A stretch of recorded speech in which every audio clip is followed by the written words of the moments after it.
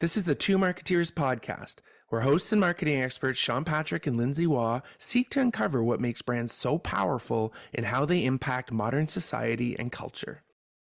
Two Marketeers. They've got a podcast. The Two Marketeers podcast. Good morning. Hello. Hello. How would an AI writer say hello? Hello. Hello, Can you Sean get- Patrick. Why are you talking about AI? Why does anybody care about this AI thing? It's just a phase. Everybody cares. I think I have to Everybody's care. scared. I'm scared. I'm absolutely scared. Everybody's scared. This is going to be AI. a fun topic today. AI, artificial intelligence, Yes. which I guess is most simply defined as intelligence that is not human, Correct. created through brains that are digital. Collective information gathering. Collective, another one of those Ish. words. Collaborative, collective, intelligent. Collective writing. Oh, yeah. So, listeners, earlier this week I said to Sean, hey, let's talk about artificial intelligence and writing and chat GPT and like all these things. And so I'm so pumped to jump on this recording with Sean today because I tasked him from that conversation with going and testing out AI writing and seeing what happened to him. So he's still here, which is a good sign. Kinda. Oh, face your fear, Sean Patrick. AI makes me feel very vulnerable, and I think you can understand why. I agree. But when I feel vulnerable, I have to like go figure it out right away so that I'm less scared. Like when ChatGPT first came out, what was it, November 2022-ish? The headlines started to roll around about like AI and ChatGPT and all that stuff. Oh yeah, it's that recent. Yeah. Yes. Oh, so I'm not that far behind. Okay. No. Okay. I mean, I think so. That was the first time where I started to hear a lot about it. I was like, I need to jump into this and figure out what the heck everyone is talking about. Because is it going to take my job tomorrow? Question mark. Still don't know. You know, and we all know that I'm at that stage in life where maybe that's what I want is something or someone to take my job. But then Take your job. I say I don't. But also it's just like maybe you want someone to help do some of the parts of your job that perhaps aren't your favorite, which could be where this conversation leads to today. It definitely makes me bet, like I've done the test, and what I've come out of it is it definitely allows certain aspects of my job to be not only easier, but much better. Oh, better. Okay. It definitely accelerates a lot of the work that my brain would do. But I think the conflict I have is my brain being able to do that well, relatively speaking, as a mere mortal. It did bring into question, so what does this mean for a creative industry when it comes to creating content? And that's how you make your money. Right. Yeah. So to back that up for a second, there's been a lot of chatter in marketing and advertising, business and everything. But in our industry, people now testing out writing social media content with an artificial intelligence writing tool, or even trying to produce an ad campaign or trying to make a brand, of all these different ways that ad agencies and brands are experimenting using artificial intelligence to see what would come of it if you decided that that was something you wanted to use for your business. So that's kind of where I came to it from. I was like, well, what if I wanted to use it for my business? Like, what's all the chatter about? Yeah. And what does it mean for marketing and for advertising? And like you say, perhaps, doing parts of your job or trying to explore what it could look like.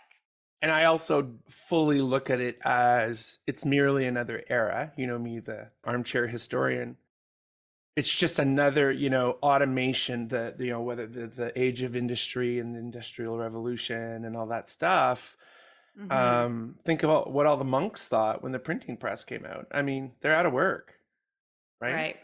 Where they're going to get literally their bread and butter, because I think that's how they were paid. How are the monks doing? I don't know. I don't know. They won't talk. Sorry. Oh, but okay. Okay, so it's just technology, right? Yeah. I can't go on. That was shockingly quick. You did a great job. Okay. Focus, team. Right. So it's societal. It's bound to happen. We've known it's been happening. I think we're at that tipping point. And here's how when I went through, Lindsay gave me an assignment. She said, I'll send you a link to open.ai and I want you to play around with it. Just take 30 minutes, which she knew would be 5 hours because I'm an overachiever. It's also literally called Playground, isn't it? The space you were in is called Playground. Yeah. It's like, I'm the kind of person who would probably love cocaine more than most. And that is why I don't do cocaine. I do have that level of fear-based discipline. But it was just sort of like, yeah. At first I'm like, how, it's kind of like going to a party where you don't know anyone and you're like, I don't know these people. I don't even know where to start. Right. And typically anyone who would, I was your gateway. You were my gateway, but anyway, I was the marijuana to your cocaine addiction, apparently. I was like, come try it. You were the fentanyl to my heroin. It's gonna change your life. If you ever want me to do something, tell me it's homework and I will over-deliver. Anyways, it's the way I summed it up, the experience was, this is TikTok for me. Because once like any social situation, anyone who is good in social situations, the best thing to do is ask questions. The best thing is to listen, ask a few probing questions, and follow that narrative. Right. And I actually went very relevant to my work of late. So very specifically strategy work, strategy in small business, even strategy as it relates to my business. And it was just so bang on. As an example, I asked a very specific question, industry question, as it relates to a product that I'm doing the branding and brand strategy for. Okay. And I had spent probably about 2 or 3 weeks pulling together a lot of research, to which I then brought back key findings, and this is what I saw. And in 4 seconds, now I knew the question to ask, right? And we'll talk about that. Oh, no. What makes a good researcher is not the work they find, is the language they learn to ask, right? Yes. What's the terminology? And it top 5 for me, even better than what I found. It validated everything. Good news, nothing was wrong. So it quickly proved to me that it's as good. Like it thinks like me, I guess I'd almost say, because I asked the right question the right way, not because I'm brilliant, but because that's the question I got to. After 3 weeks of solid research, I'm like, oh, I could have gone away, done this, come back 2 weeks later and said, I've done a crap load of work. This is what I came up with. So why are we telling anyone this?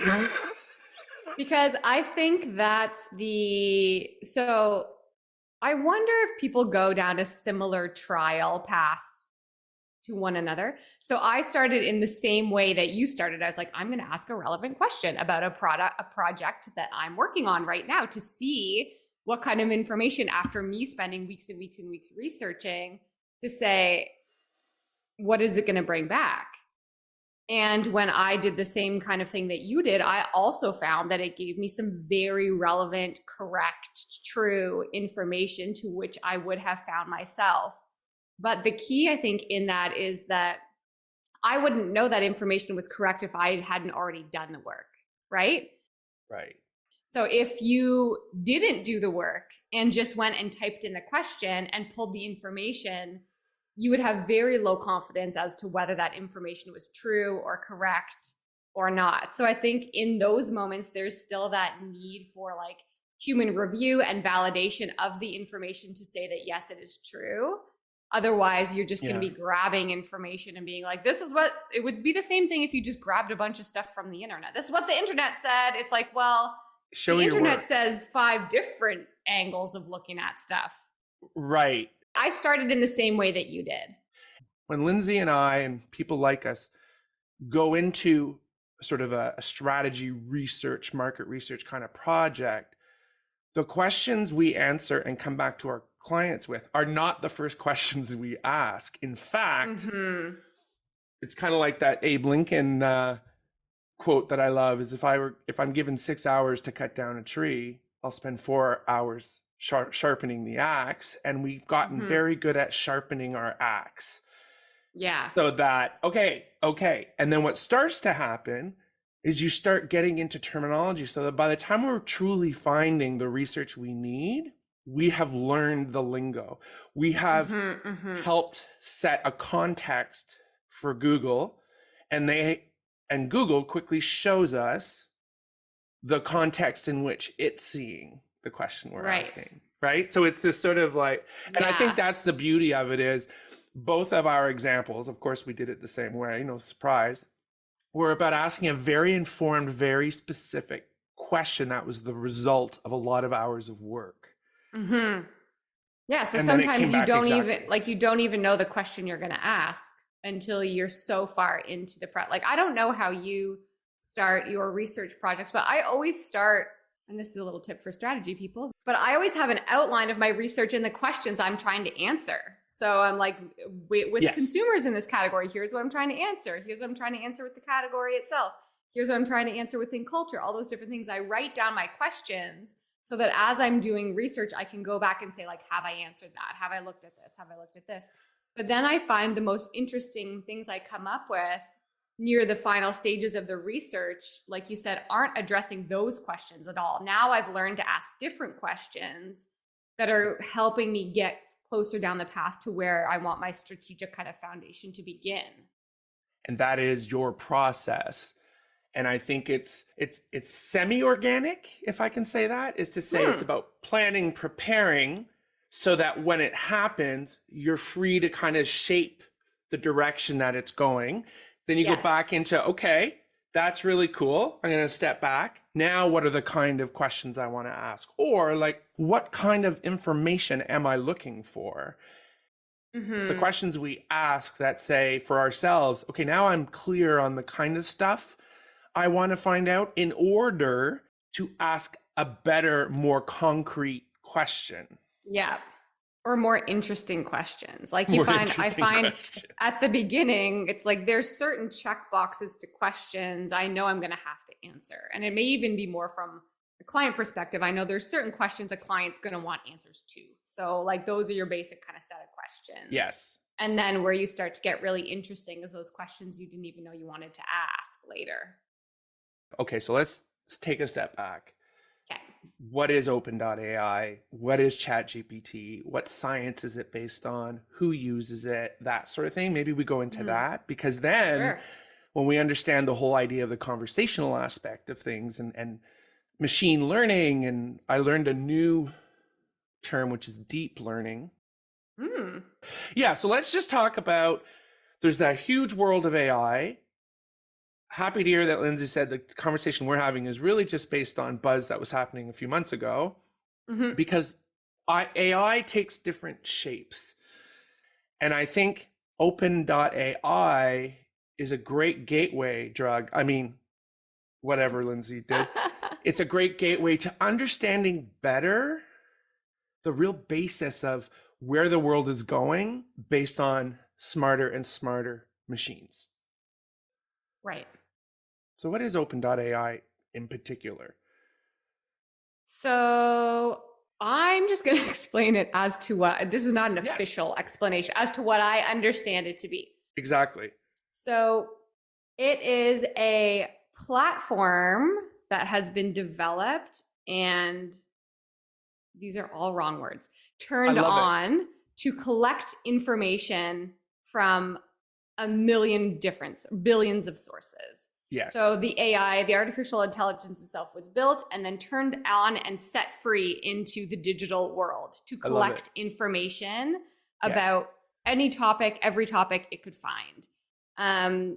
And I think when I was reading about it in the beginning, it's like it wasn't fully set free on every information source possible. No. It was like certain information sources they were allowing it to learn from, but not every information source that exists in the world. It was just like certain accessible pieces of information, like Google as an example. Yes. And then like just enough to really test a theory of how smart can artificial intelligence get merely by doing what this platform does.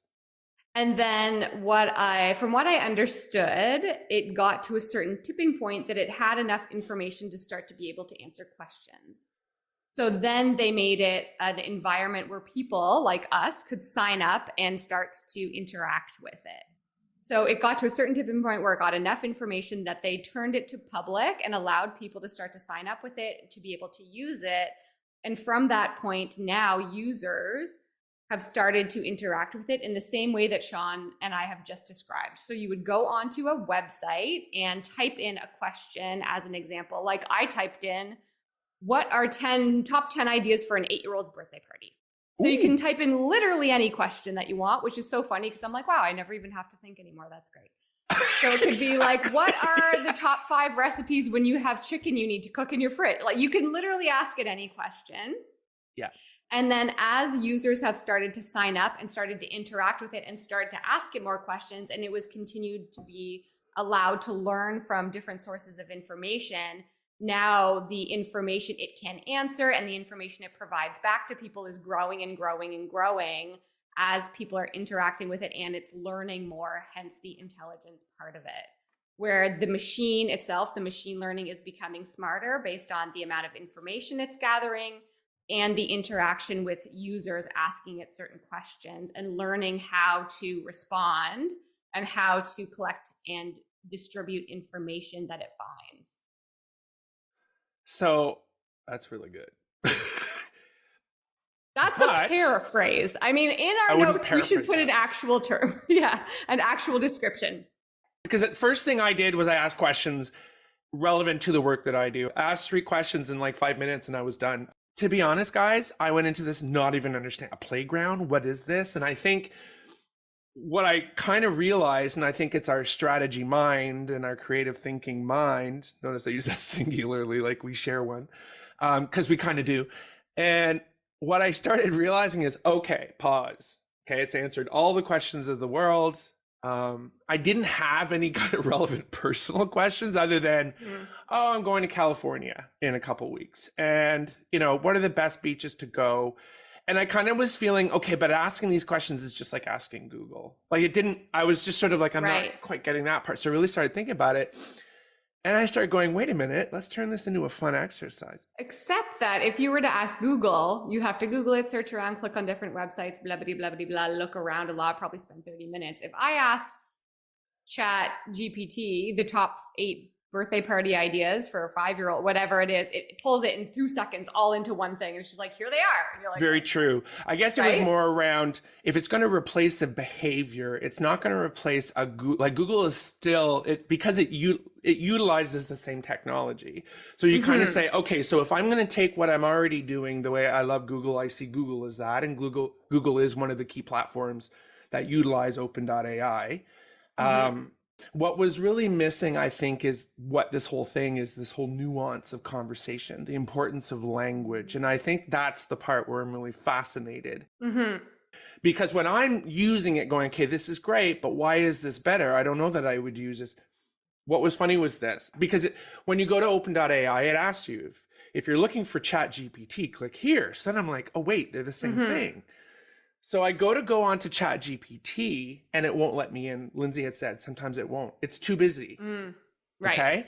So it's basically saying it's too active right now, check back or whatever. But what it's doing is it's formulating a description of why it's too busy in pirate language.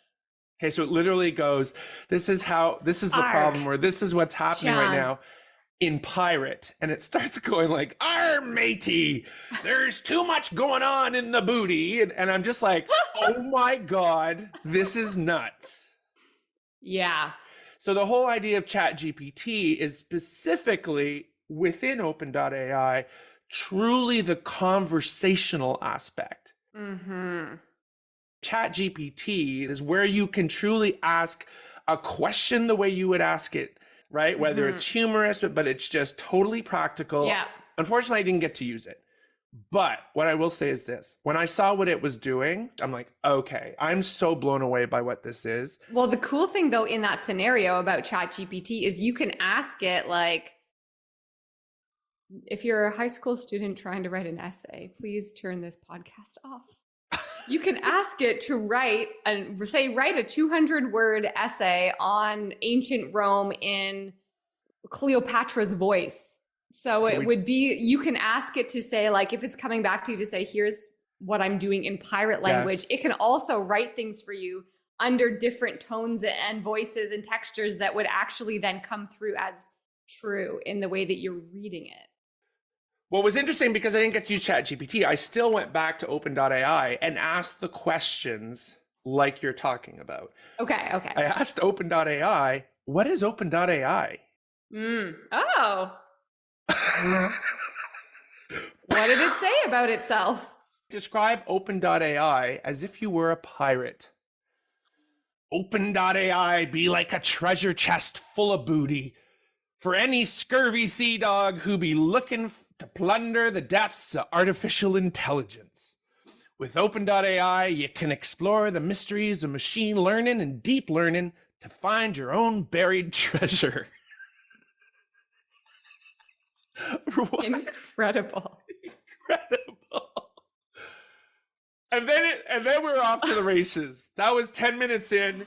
4 hours later, I'm like, oh my gosh. And what I realized quickly was what I thought was lost in using like an open.ai, the beauty of researching and asking again and again.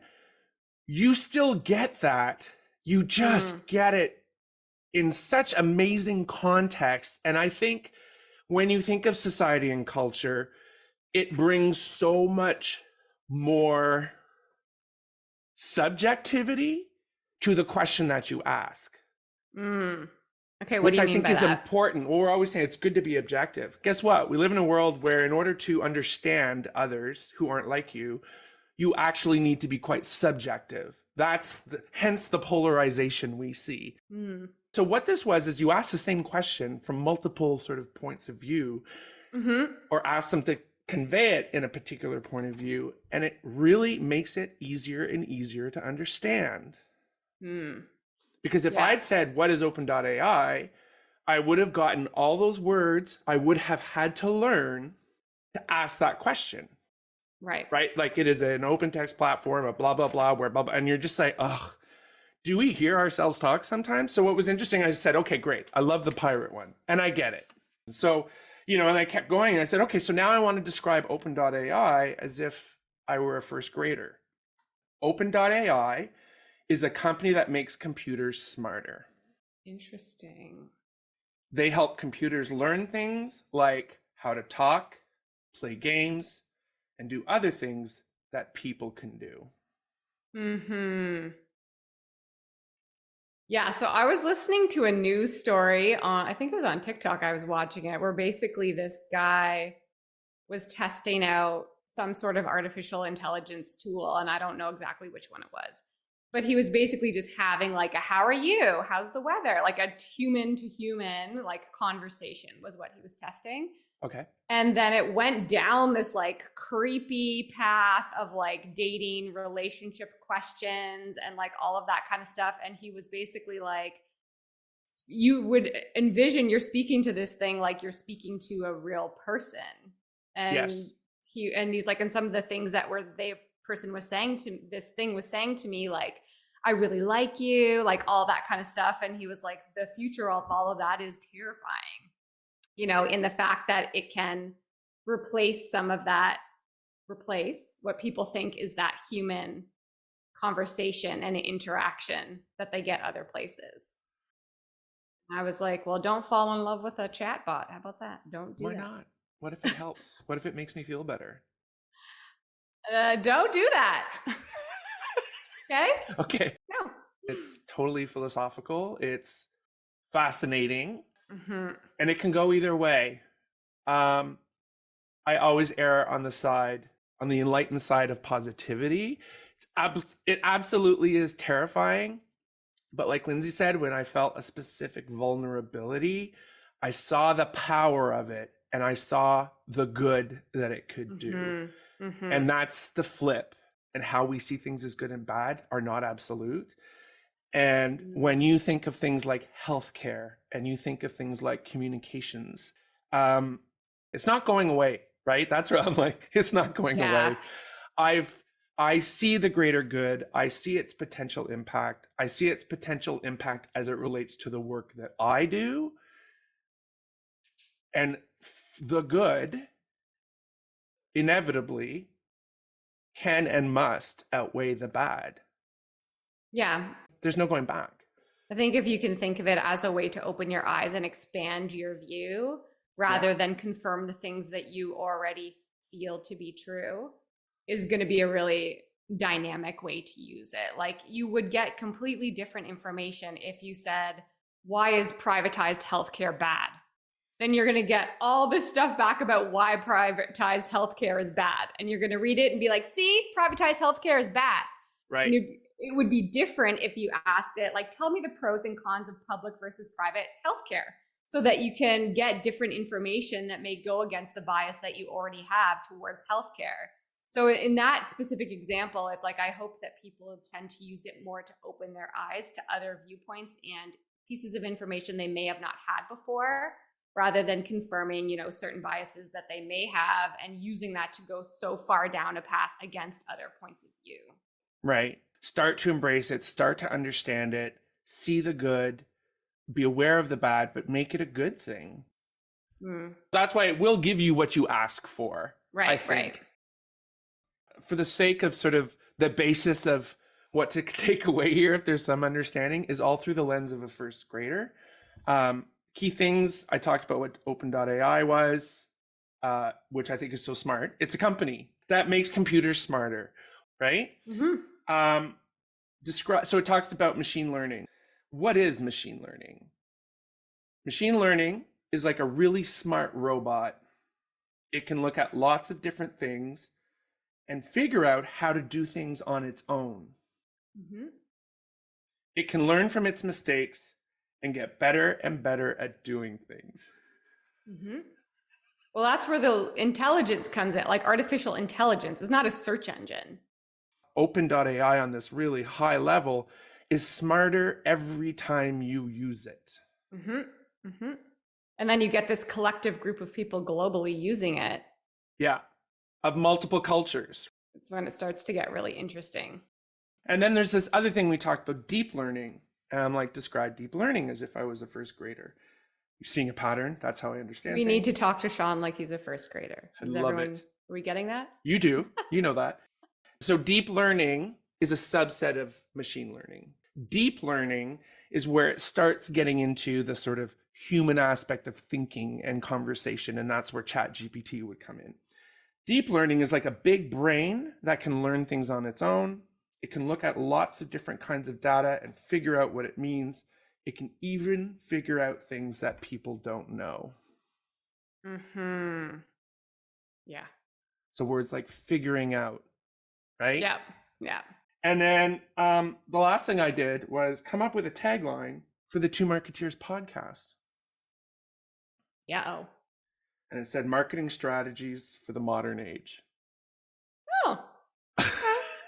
Not awful. No, I know.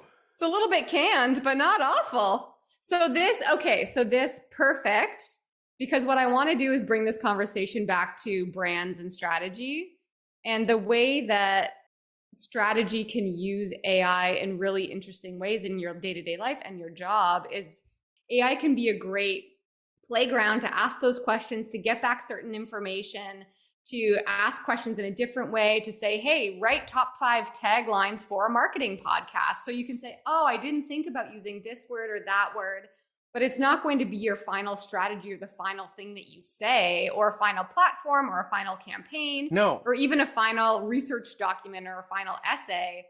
But what it can do is help you think about that information, in the way you've asked that question, but also in different ways so that you can open your eyes to the possibilities. So I think your tagline example is a perfect one to say, okay, that's a springboard. Like that kind of sentence could be a springboard where we say, okay, so is it that word or that word? And is this, how do we make it more unique to our audience or the times that we're in today?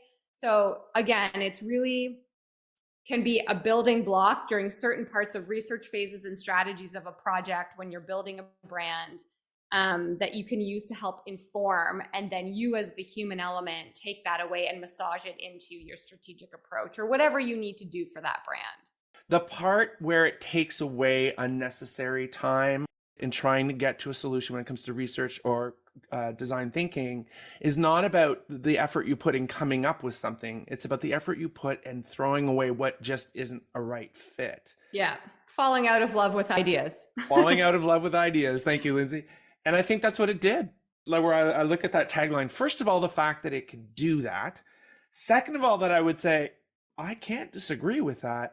Well, I think the cool thing, as I've heard other people say too, is that it sounds like I would have written that. It's not my best work, but it does sound like me and something I could say. But the fact that it sounds enough like us to actually be something we would say is like, holy crap.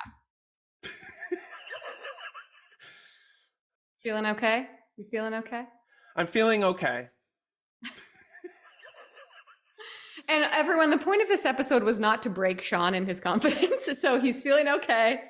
Yeah, I mean, that's what you're going to go through. It's terrifying. It's terrifying for everyone in the beginning, in the same way that Google was terrifying. Libraries were like, we're still books. And you're like, we don't need you. I guess.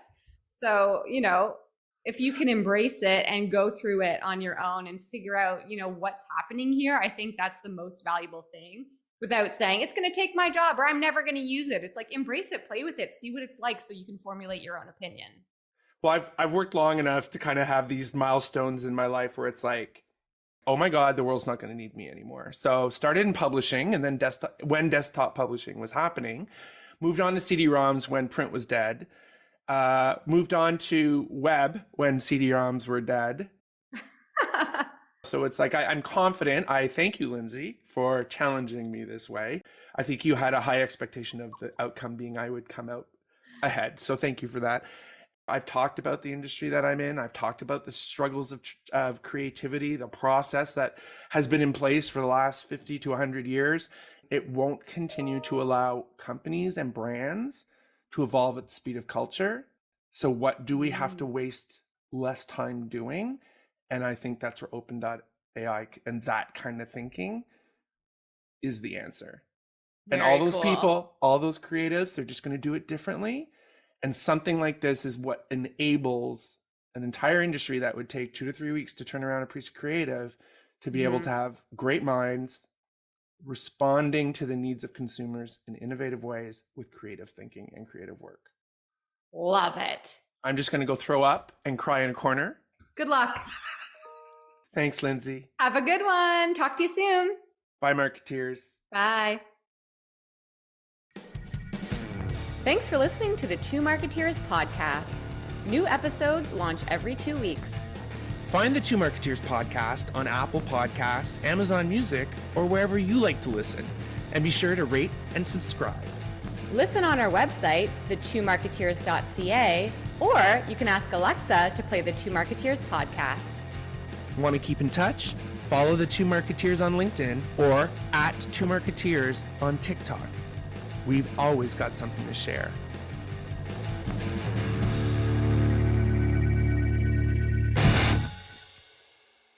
This podcast is over.